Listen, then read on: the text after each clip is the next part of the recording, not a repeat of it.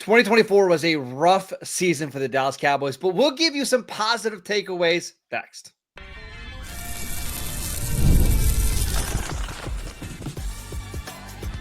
You are Locked On Cowboys, your daily Dallas Cowboys podcast.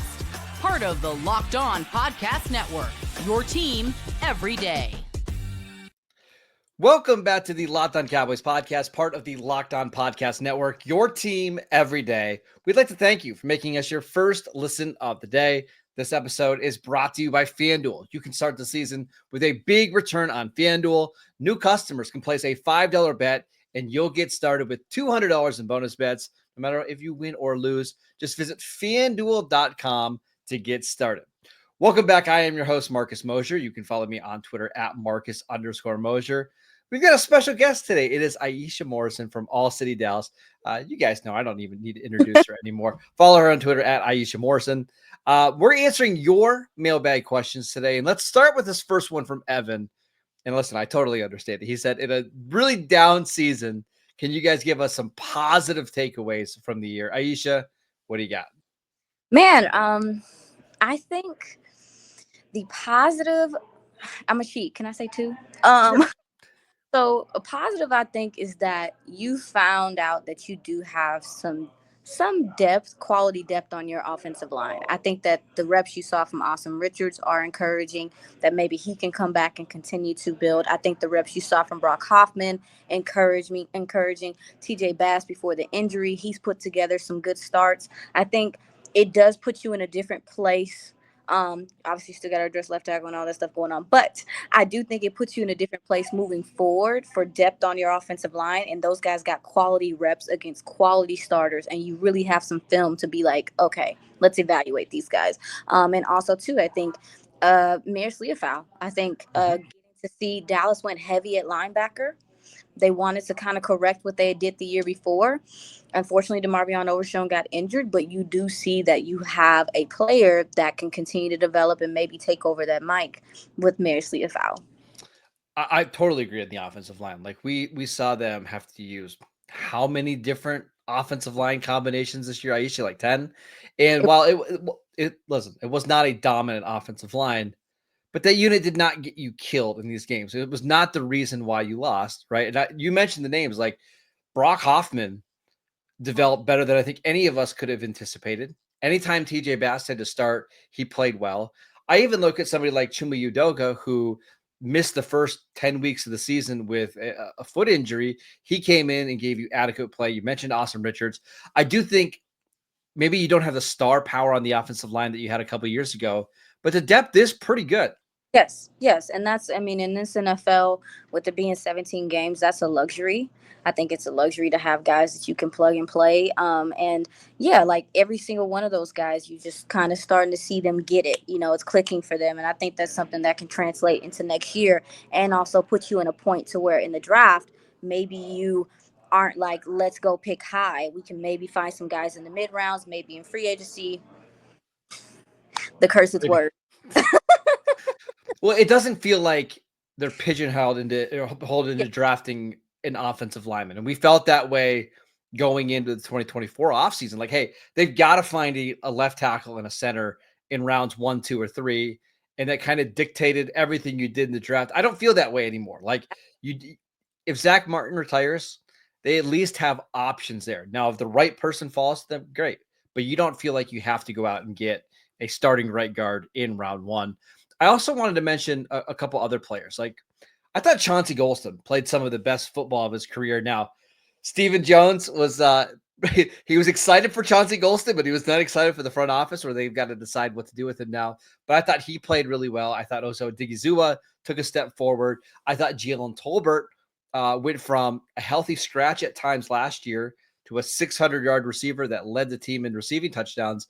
Nobody took like a massive step forward, but little steps for some guys that are some big-time contributors. No, I agree. And when you mention a guy like Chauncey Golston, well, first of all, you know, I went to college in Iowa. I'm not a Hawkeye, but I had a lot of friends who were Hawkeye. So he and I connect on a personal level. I knew Chauncey in college. I met him when I was in college. And so, like, I've been waiting for him. Every chance I've talked to him in the locker room, the defensive end. And I mean, much respect to Dan Quinn and his vision for what he thought he had in him, trying to make him another Tyron Crawford. Mhm. However, I do think that putting him back on the edge, I was really concerned about that going into the season. I was like, Lord, please let Zimmer put him back at edge. He did. 5.5 sacks this year. We see how he can play the run. And you did see his confidence grow this season. I would love to have him back because edge is sneakily like somewhere where it's like, Mm. we don't know what's going to happen. Yeah, I'll give you two more before we move on. Rico Dowdle, right? There were a lot of people going into the offseason thinking that the Cowboys were going to be the worst team in the NFL at running back, and it felt that way for a couple of weeks. But Rico Dowdle ran for over 1,000 yards despite not really starting until November. So that was really good. And it was also encouraging to see the special teams unit, Brandon Aubrey and Kevontae Turpin, continued to be two of the best guys at their respective jobs. Kicker was a big problem for this team back in 20.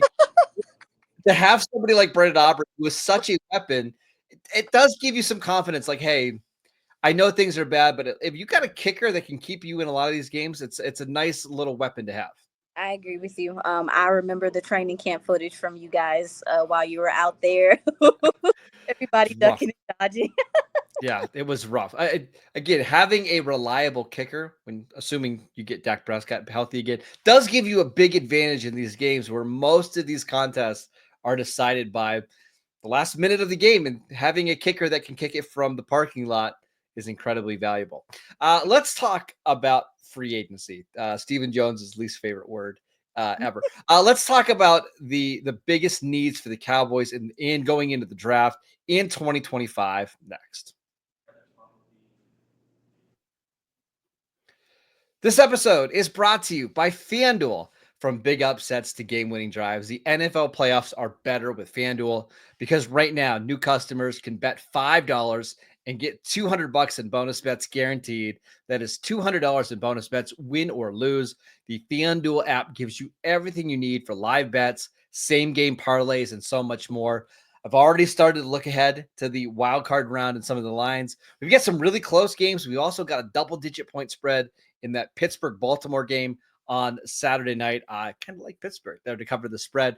Go check out all of the lines and the odds available on FanDuel.com. Just visit FanDuel.com to join today, and you'll get started with $200 in bonus bets. That is FanDuel.com.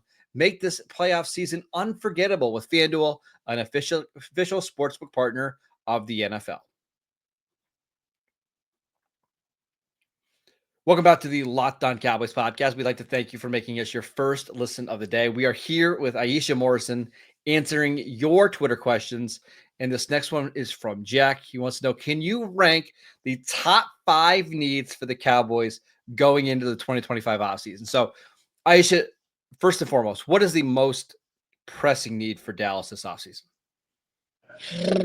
For me, as of right now, it's a very close tie between cornerback and defensive tackle. Yeah. The Because corner is just cornerback room is rough. You've got Trayvon Diggs coming off a major injury. We don't know his status for this year. Jordan Lewis is a free agent. Deron Bland, awesome. Going into the final year of his contract. I can't believe we're already here. Outside of that, Aisha, it's rough. no, there's no certainty, and obviously they had to rotate so many guys in and out this year. You know, especially to finish the year. I feel like in the last 3 years, that's the second time you've had to do that. Is rotating guys in and out, bringing up practice squad guys, just trying to get something going. Corner is most definitely a need. Now, I do know that they tried to attack that a little bit with Kalen Carson coming in. He had his struggles for several different reasons. So he's going to be coming back from a shoulder injury as well. You know, it's something you need to prioritize. And in this draft, there are quite a few corners that you could go after. We should also mention Josh Butler, who somebody the Cowboys seemed like they really liked and played well. Tore his ACL. He's going to likely be out for the beginning of the 2025 season. So even if you don't feel like they need a starter there, they just need depth. They need numbers there because of the injuries. So completely agree. I want to go to defensive tackle because you're right. Defensive tackle is a big need. We'll talk about Osa Digizua in the next segment, but you got Mozzie Smith going into year 3. You've got Osa Odighizuwa, who's a free agent. And then that's basically it at defensive tackle. Everybody else is a free agent. It's a very the cupboard is very bare there. No, dude, it's interesting because obviously a lot of people are like, well, Oso Odighizuwa is going to get money elsewhere and all this stuff, and I'm like, you don't have a three tech, a foundational starter. You don't have a starting place. So some of these guys, like an Osa, it's almost like you have to sign them, right? How can you not? I mean, again, we'll get there in segment 3. But Oh, I'm sorry. no, you're Question. good. No, you're fine. I agree with you. Like, if you lose Osa in free agency, that instantly becomes your number one need by far, right? Because you only have one NFL defensive tackle, and that guy is still trying to figure out his way to becoming a productive player in the NFL. So I agree. So after corner and defensive tackle, where do you think their next biggest need is? Because I'm in agreement with you 1 and 2 there. It's gonna be linebacker. Demario Overshown getting injured. Like I said, I love what we saw from Maris Leafau, but Eric Kendricks is a free agent, and he also dealt with his fair share of injuries this year. Now, I will say towards the latter part of the year, I felt like the game was coming to him better, and obviously I think that he tackled far better towards the end of the year. But no guarantee that Eric Kendricks is going to be here. So your linebacker room, Damone Clark was a healthy scratch almost the whole season. Linebacker is a need, and it's frustrating because the Cowboys, in fairness, did try. They went heavy, and it just hasn't worked out for them with the injuries as well. And Kendricks is tough because I think Kendricks played really well this year, but he missed a lot of time, missed a lot of practice time. I think that's something that a lot of people don't realize. There were a lot of weeks where he didn't practice at all, still managed to play on Sundays. But you have to wonder, Aisha, like if Mike Zimmer doesn't come back in 2025, does Eric Kendricks come back? Does he want to play in a new system? I've got my doubts there. If the answer is no, you have one linebacker that you feel somewhat decent about going into the offseason. That ain't enough. It ain't it ain't enough at all, and you can't make it enough either. It ain't something you can just spread out and put some sprinkles on and try to make people feel better. You have to address linebacker, and obviously it's a trickle down effect, right? I mean, you need to address defensive tackle to make it easier on your linebackers. So they got so many needs. Please, Marcus, I know. don't stress me out today, man. Well, we're only on need number 3. Let's go to the offensive side of the ball because I think wide receiver 2 is obviously a need.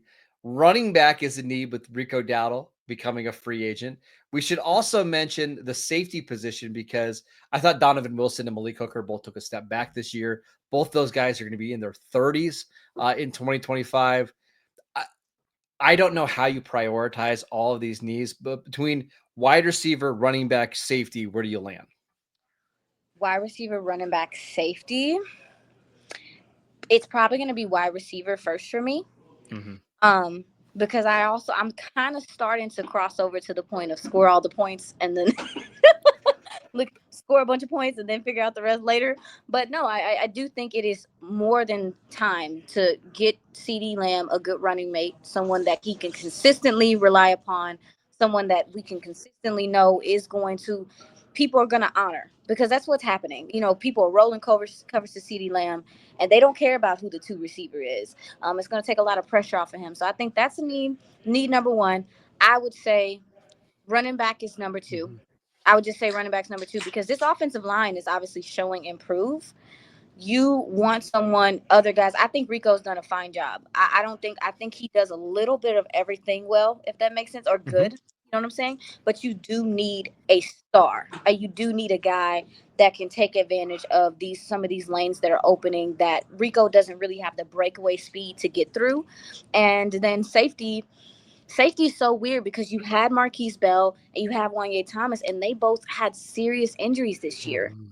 So the depth that we were excited about coming into this year, we don't know even when Marquise Bell's going to be back. Or, I mean, have you seen any reports about No, that one's going to be a while. And even we should mention, even when he was healthy, it wasn't like he was getting a ton of snaps on defense. Anyways, he was making the move back from linebacker to safety. So, I mean, it sounds bad, but I'm not factoring him into the safety decision really at all this offseason. You can't. And then also too, like you talk about Wanye Thomas as well. You can't factor him either. So you're in a place to where, to your point, you have to take care of safety. I bet you the Cowboys maybe, they cut Julius Wood. They could have possibly Mhm. used him this year. I know. I remember everybody being so upset back in late August about that one. I want to go back to receiver really quickly because I look at the top three teams in the NFC. Let's go by wins, right? You've got Detroit, Minnesota, Philadelphia. Look at the number two receivers on those teams. Jamison Williams, top 12 pick. Devontae Smith, top 10th pick overall by the Eagles. And then you've got Jordan Addison, who was a first round pick by the Vikings back in 2023. All three of those teams have awesome number two receivers. They also have really good tight ends, Sam Laporta, TJ Hawkinson, Dallas Goedert. I think Jake Ferguson can get back to that level, but you need somebody else, Aisha, that can win one-on-one consistently. And they just don't have that. I like Jalen Tolbert. Brandon Cooks is a free agent. We'll see about Jonathan Mingo, but you need a guy that you can reliably lean on in these big games. They just haven't had that guy since they had Amari Cooper and CeeDee Lamb playing together. No, I agree with you, and that's probably like one of my only knocks. I got two knocks on Jalen Tober's play. Is how he fights through contact, how he gets off a press. Obviously the blocking ability, but also too, he's not a guy that just has like breakaway speed. No. He does, that's not his game. Now we did get to see him a little bit when you get him the ball on the move, that he does have some run after catch ability, but he's not a guy that's going to like break away and make you pay. And Dallas needs people who can generate explosive plays. I mean, you literally won time of possession on Sunday. It didn't matter. Washington had a couple of explosive plays, and that's why they won the game. So I'm looking for Dallas to get somebody in here next to CeeDee Lamb that can match that explosiveness and really stress the defense. Because we've seen that when CD is out, ain't nobody stressed. They put a lid on it, and they're like, all right, do all the things that you will. We're going to making a mistake. So one of the things that Landon and I have pointed out all year is like when Brandon Cooks was out and he missed that long stretch, you had an offense that was CeeDee Lamb, Jalen Tolbert, Luke Schoonmaker, Jake Ferguson, Rico Dowdle. Who was the fastest player of that bunch? Now they would rotate Cavante Turpin in there every once in a while to give you some speed, but it's probably CeeDee Lamb who runs like a 4.50. Like you just don't have anybody that makes you defend every blade of grass. Like they just don't have that guy out there. And I'm not saying that needs to be the number one priority, but man, it would be sure nice if you could get one of those 4.35 guys that terrifies defensive coordinators. Oh no, I absolutely agree. I'm looking for Dallas to really attack wide receiver too, like you said in the draft. And then if you supplement that with a Jalen Tolbert, who we've seen has grown as a player, if you supplement that with Cavante Turpin continuing to be like a Swiss Army knife and not continue to develop him as a receiver, I don't think he's ever going to be like this surefire receiver, but he will hit people in the mouth. He is a change of He's a change of energy. I think that you can do that. And I wouldn't be mad at that conglomerate of guys and Jake Ferguson being the tight end that's in there as well. Yeah. All right, let's talk about the free agents for the Cowboys and who they should prioritize this offseason. We will get to that next. This episode is brought to you by PrizePicks. It's playoff time, and if you're like me, you want to make the most of these final weeks of football action. That's where PrizePicks comes in. If you love football and want a chance to win real money while watching the games, PrizePicks is the place for you. It is the best way to turn your sports opinions into cash with daily fantasy player projections. With PrizePicks, you simply pick more or less on player stats like total passing yards, rushing touchdowns for a shot to win up to 1,000 times your cash. And you can make your picks in less than 60 seconds, whether you're looking for a flex play or you just want to cash out quickly. PrizePicks has got you covered. And with over 10 million members in billions in winnings, it's clear that people are loving this platform. I've been playing for 2 years now. I can't recommend it enough. It is so much fun. It's so easy to create a lineup. And we've got a special offer for Locked On Cowboy listeners. Download the app today. Use promo code LOCKEDONNFL to get $50 instantly after you play your first $5 lineup. Again, download the app today. Use promo code LOCKEDONNFL to get $50 instantly after you play your first $5 lineup. PrizePicks, run your game. This episode is brought to you by Rocket Money. Did Rocket Money help you find any subscriptions that you forgot about, or maybe that you were paying for twice? It definitely happened to me. They actually found 5 subscriptions that I was paying for that I didn't even realize, or I just forgot about it, forgot them about. Rocket Money has made it so easy to track them down. It's like having a personal assistant for your finances. Rocket Money is a personal finance app that helps you find and cancel your unwanted subscriptions. It'll help you monitor your spending and will help you lower your bill so that you can grow your savings. It brings everything together in one place, whether it's your subscriptions, your spending habits, or even the goals that you want to hit this year. Rocket Money has over 5 million users and has saved a total of 500 million in canceled subscriptions, saving members up to $740 a year when using all of the app's premium features. Cancel your unwanted subscriptions and reach your financial goals faster with Rocket Money. Go to rocketmoney.com/lockedon today. That is rocketmoney.com/lockedon. rocketmoney.com/lockedon. Welcome back to the Locked On Cowboys podcast. We'd like to thank you for making us your first listen of the day. For your second listen, check out the new Locked On NFL show. 2 shows every single day. One in the morning with Tyler Rowland, one in the afternoon with Tony Wiggins, available wherever you get your podcasts. All right, we are here with Aisha Morrison answering your Twitter questions. And this final one comes from Sam. He wants to know who should be the number one free agent target for the Cowboys. Which player should they try to bring back at all costs this offseason? Ooh, this is hard. It is hard. Well, let's go over some of the names first. So on offense, you have Rico Dowdle, you have Brandon Cooks, you have Chuma Udoga. Zach Martin is technically a free agent if you want to bring him back. On defense, it's Oso Digizua, Chauncey Golston, Jordan Lewis, Eric Kendricks. Who is the one that you absolutely have to bring back? It's very difficult, Marcus, to not say Jordan Lewis because of what's going on in the corner room. Like I just think it just is going to be, it's too much to replace a nickel and a boundary corner. It's too much. And honestly, I've spoken to Jordan Lewis several times. And when I first got in the locker room, I asked him to explain to me what the nickel corner does.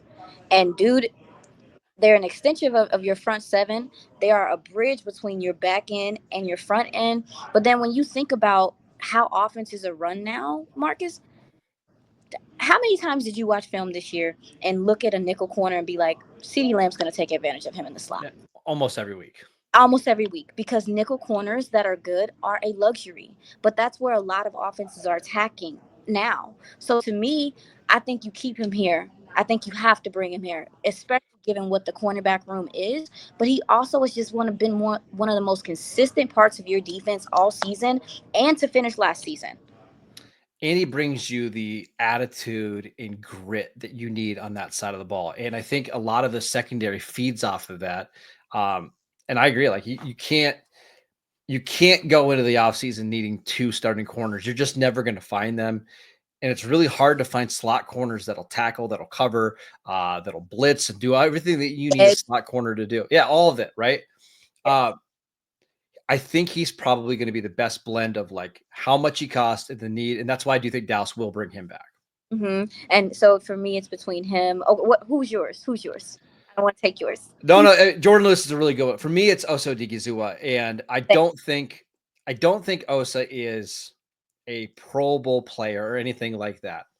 However, he is your only good starting defensive tackle right now. He's going to get absolutely paid in free agency. I just can't imagine what we're going to be saying if Osa hits free agency, which I know there's a lot of teams that want him. And we're looking at our roster and it's Mozzie Smith, Linval Joseph on an expiring deal, Carlos Watkins on an expiring deal. We're all going to panic about this defensive tackle room. And we might even need to panic about it with Osa anyways. I just can't imagine what it's going to look like without him. No, you just have to be realistic. You can't team build that way. Like you have a lot of spots on this defense, this offense that you can try to attack through the draft, but we know that that's not how it works. Like some of these positions, like defensive tackle, linebacker, veterans are going to be important. And so to me, you can't, I mean, also too, like if you do bring another guy in here, he might have to learn a whole new system. At least Osa knows the system at this point. So Yeah, I agree with you. It's a tie between those two for me too. One more sneaky name that I would love to see them bring back is Chauncey Golston. He's somebody that you spent a third round pick on. He's kind of the Swiss Army knife of your defensive line. And with DeMarcus Lawrence, we didn't even mention him. He's also a free agent. Sam Williams coming back from a torn ACL, Marshawn Nealon going into year 2. You need guys like Golston who can line up in different formations and pass rusher, defensive tackle. You don't know who the next defensive coordinator is going to be here yet. We're hoping it's Mike Zimmer, but he's the kind of role player the Cowboys need. And frankly, they need to find more of. You lost 2 of them last year with Dorrance Armstrong and Dante Fowler. I don't think you want to do that again by losing Golston. I agree with you. And what? So here's another question I have for you, Sneaky. Do you bring back Carl Lawson? Yes, because he wasn't expensive last year anyways. And I think we saw him get better and healthier as the year Yeah, goes on. I And he agree. just gives you some juice on the edge. I agree with you. I think he can obviously win one-on-one on his own in certain spots. I don't think he has a huge toolbox, but he has No. enough. And then also too, I love the willingness from him to play the run. Also, so I would definitely consider. I thought he was sneakily a good signing that hasn't gotten a lot of love, so I wanted to mention him as well. And I get a feeling that Carl Lawson's going to want to be back. This is a team that took a chance on him after really hasn't played. He hadn't played a lot over the last couple of years. I think Carl Lawson is at like DN4, DN5 is exactly what you need on this defense when you're looking for more pass rushers. That is it for today's show. We want to thank you for making Locked On Cowboys your first listen every single day. Make sure you download the podcast wherever you get your podcasts. We are free and available on all platforms. Make sure you follow Aisha on Twitter at Aisha Morrison. Check her out at All City Dallas. I'm at Marcus_Mosier. Enjoy your Wednesday. We'll see you right back here tomorrow.